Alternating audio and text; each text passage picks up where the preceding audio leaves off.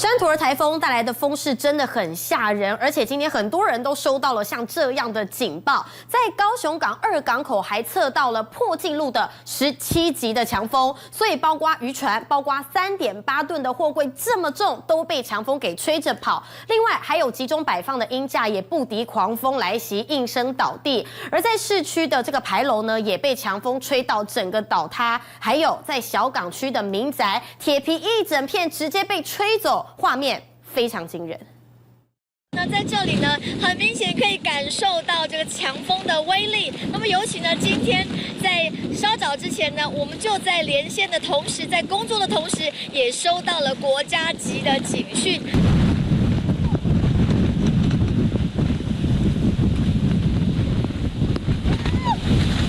高雄港首当其冲，2港口测到破纪录的17级强风，前镇渔港13艘渔船被吹着跑。看到没有？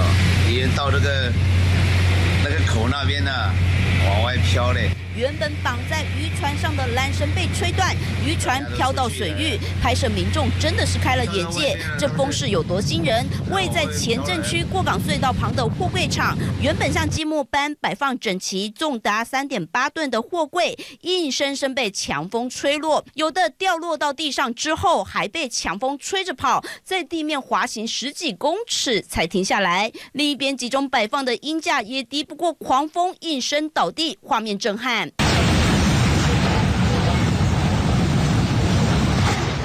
山托风力惊人，市区也是灾情不断。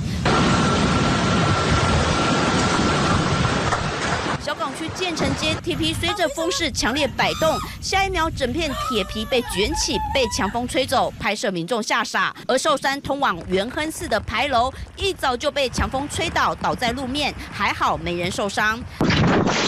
惊人风势持续到下午，连记者上班途中都目击到一心路跟民权路口，汽车、百货整间店的玻璃全被吹破，一片狼藉，玻璃都碎了。 大门都不见了，大门不见了啦，整个被吹倒了。市区中正跟民族路多次出现恐怖怪风，山托夹带的超强阵风也再次写下纪录。东森新闻在高雄的采访报道。